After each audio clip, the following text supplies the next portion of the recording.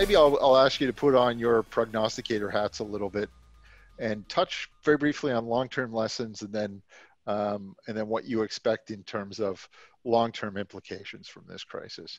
Maybe we'll start in the middle this time. We'll start with Bill.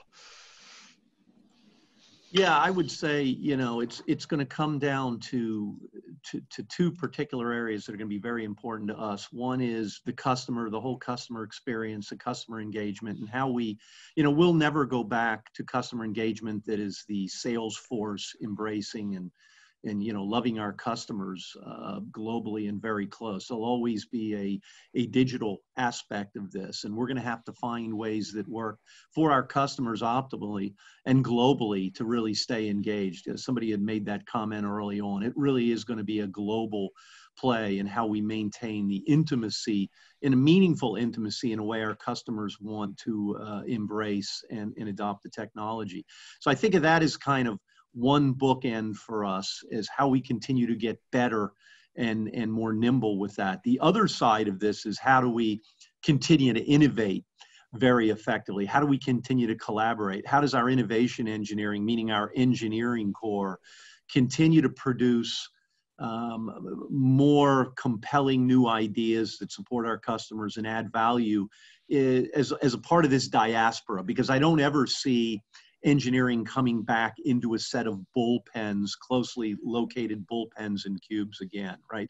The talent is out there, the talent is dispersed, and I think we're going to reach out in this new world order and find that talent wherever it is at unprecedented levels. And we're going to need to collaborate and bring those engineering teams together productively through digital sinew. Right, so our collaboration tools, it's no longer going to be, am I running Teams or Slack, and how's that going for you? There's going to have to be whole new methodologies in linking those teams globally and around the clock to be maximally productive, to yield that benefit on the other side of that bookend for our customers. So I think those have to be, the fundamental principles. And then whether you're in IT or finance or legal or wherever else, you're going to go with the flow. But we're going to have to innovate globally, and then we're going to have to make sure that we're aligned with our customers in the new digital era. Great observations. Russ? Sure, thanks. Yeah, I think that, it's really all about digital transformation, right? I was reading an article with Nuj Kapoor from Cisco, or an interview that he did. And he said, it may be the most overused word of the last few years, or term, but it's certainly what we're in the middle of, right? We are moving to a digital first society, and we've got to figure out how do we make this all work, and how do we ensure that the user experience is maintaining a high quality and secure service for our user communities and our customers, right? So it's all intertwined into how do we make this new digital frontier really work for us. So that's how I see it. Excellent, excellent. And Christina, from the Oracle perspective. Yes, I'll keep this short because I really liked what Bill and Russ said. I think it's going to change the way we live, work, play, and learn. And I absolutely believe, like any scenario modeling, we've done a discrete look, meaning we've been able to model this from a discrete perspective. Now we've got to look at how we model it from a continuous perspective, much, much further out, and what that means. But I absolutely believe it's going to change the way we not only live, work, play, and learn, but trust. I'll leave you with that. I believe that some of the reason why we may not have moved to this way of working as quickly as we have, and in many ways, the agility, the adaptability we've seen in these large enterprise organizations, 140,000 people at Oracle working remotely, I think we're all surprised. But I'll leave you with this element of trust. I really believe that now there's a new way of looking at remote work, and I think we're all learning to trust one another a lot more. Excellent point, excellent. And Pathmal, from the Tata perspective. Yeah, so from our side, it's as Russ said, it's part of the digital transformation. I think the new normal is still yet to be defined. It's evolving, right?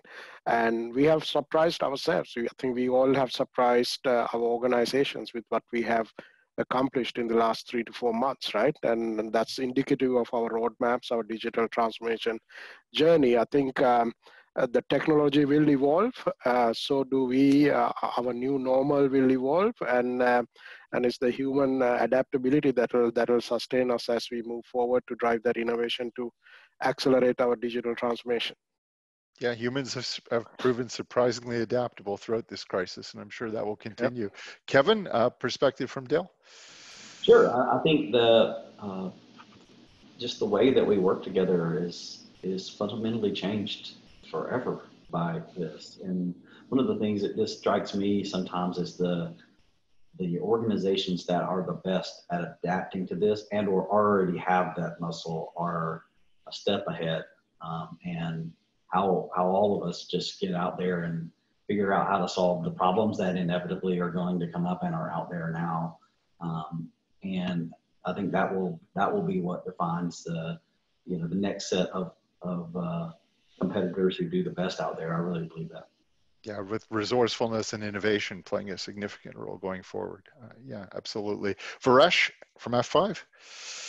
Yeah, I think at the core of what we need to do going forward is this employee obsession. We really, we talk about customer obsession. I think we need to flip that script and really think about it from an employee perspective. We've demonstrated over the last 5 to 6 months that our employees have been resilient, have been responsive. It's just been amazing to navigate through this journey. I think as we move forward, we're going to see a fundamentally changing workforce, more distributed, more global. I think you're going to see the rise of the independent worker. And people are going to have way more choice, and they're going to pick based on companies reacted through this pandemic. So I think that's going to change, and we need to start moving away from things like employee engagement, which is really a measure of extraction of value from an individual, to things like employee fulfillment and employee happiness as a place for belonging and people to want to be. So I think that will continue to be a major long-term focus for us, coupled with innovation. On your opening slide, you showed that journey to innovation as we come out of it. Well, we cannot wait for the economy to recover for us to innovate. We have to innovate our way to get to the point of recovery. And so we have to fundamentally rethink everything we're doing. The phrase, necessity is the mother of all invention. And so we are in a period of necessity right now, and it's time for us to innovate our way through it. Excellent. I think that will get us to where we need to be. Excellent. And Dan, very briefly, and then I know we've got some questions queued up, a couple questions. So Dan, just some quick insights from you. Yeah, just I'll go back to the word connectivity, and that we were reacting to the crisis and sending everyone home to reconnect. And I was reflecting on 10 years ago, the level of lack of connectivity we had, and how many industries and companies have been birthed in the last 10 years because of the connectivity that exists today. Now, fast forward another 10 years from now, when our connectivity in the developed nations is 10 to 100 times faster than what we have today, and imagine our connectivity reaches into a billion more citizens around the planet, and they're now connected as well, and what new possibilities will emerge in how we work differently. It's exciting times.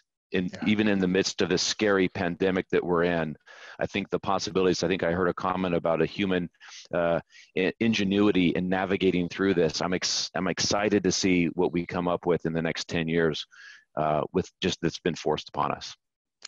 Thank you very much. And thanks to all the members of the roundtable, the panelists today.